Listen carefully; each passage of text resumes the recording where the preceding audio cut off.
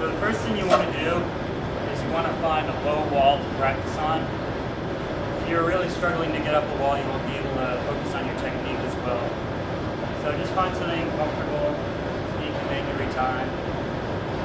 The first thing you want to do before you work on any other technique issues is you want to get the right distance away from the wall. A lot of people sit up really close to the wall like this, so they almost hit their bars or touch their front tire on the wall when they're coming up. And the idea behind this, I mean, it's understandable. You want to get as close to the wall so you decrease the amount of distance sideways that you have to cover. Actually, it ends up being harder. So what you want to do is you want to space yourself out from the wall a little bit. You shouldn't be able to touch your tire on the wall or under the wall when you're setting up. You should be a little bit further away. Actually, this makes it easier because it gives you a little bit more clearance to get your body in towards the wall. If you're in this way, your body can't come in much towards the wall anymore without smacking into the top edge. If you're out here, you can swing your body weight in towards the wall much more easily. So that's the first thing. So just watch here. See, if I'm close, I can't swing my weight in. But if I'm far away, I can really lean. Alright, so now that you've got your proper distance, the next thing to do is relax. Getting really tense and uptight is not going to help you up any walls, and especially if you're a competition rider, it'll just make you tire out much more easily. So the next thing to do, when you're actually on the rear wheel, a lot of people have the tendency to hold the front wheel straight up and down, just like this. That's actually not the most stable position. Much more stable because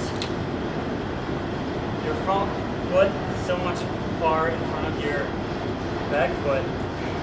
Much more stable if you reduce the twist in your body by pulling the bars towards your back foot a little bit. So on the rear, instead of this, do this.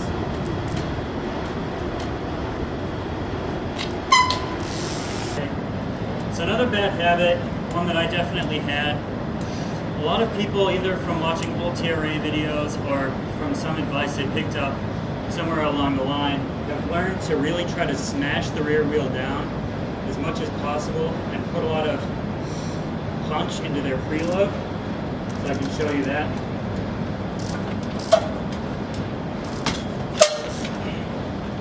Something like that. You really don't want to do that. It doesn't give you any more power, and it just saps your energy. The tire rebounds much more quickly than you could ever move.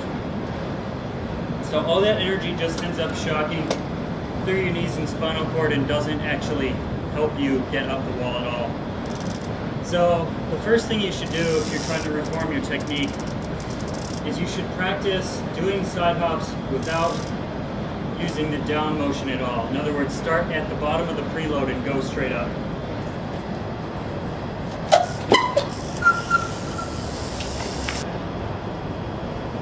So doing that's really difficult to do from a balance perspective, which makes it a really good exercise in general for increasing your stability on the rear wheel. The more stable you can get in that position, just hanging out deep in the preload without hopping, the better your side ups will be and the more stable you'll be.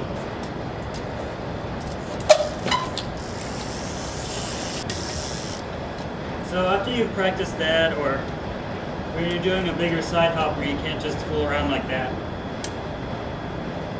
what you want to do, well, it actually kind of depends whether you're balanced enough that you don't have to hop, or whether you're in a tricky situation like on top of a pointed rock where you have to hop around a little bit to keep your balance. So if you're in a situation where you don't have to hop, this becomes very easy. If you watch Damon Watson is a really good example of this. As you're on your rear wheel, the most stable position, you have your weight a little bit behind the axle. It makes it easier to balance, but it's not really so good for getting power out of the side hop. and especially getting power out of your hips because your shoulders are back. So what you want to do before a side hop, you don't have to, if it's flat ground like this and you don't have to hop to keep your balance, get balance on the rear wheel, get ready for the side hop, then lean forward from the shoulders and start tipping the bike slightly forward. As it starts to tip forward, go down into the preload, and again, try to keep your rear wheel from leaving the ground, and then hop. So let me show you that.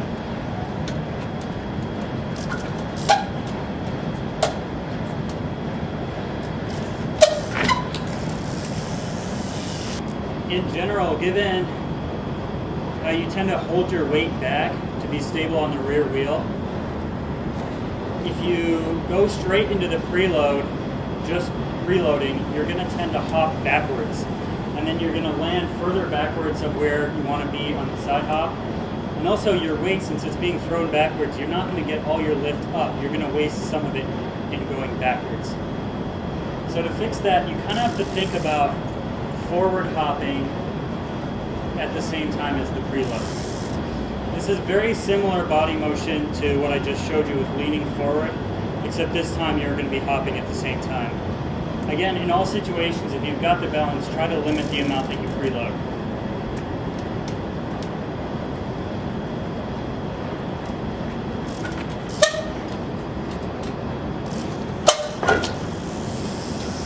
So a lot of times if you watch riders, they'll be very close to the wall, like this, and they set up, and when they go for the actual hop, they tend to lean the bike over sideways to try to clear the sideways distance. That's really not what you want to do, especially because you weigh so much more than your bike. And the rebound of the tire that you are going to get from the preload, you want the tire to be vertical because then it will rebound you up more. You put it off to the side, especially if you're on something off camber, it'll throw you in unpredictable ways. That's really just not what you want at all. You also just generally won't have any trouble clearing the sideways distance. In general, people tend to actually fall over this way rather than back towards where they came from.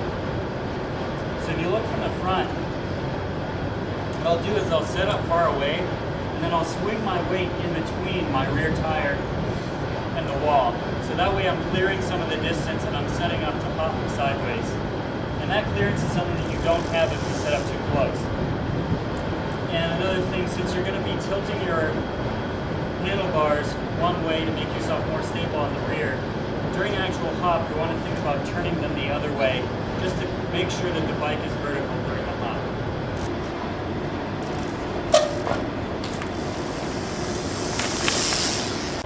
So everything I just taught you also applies to hopping from rear to rear.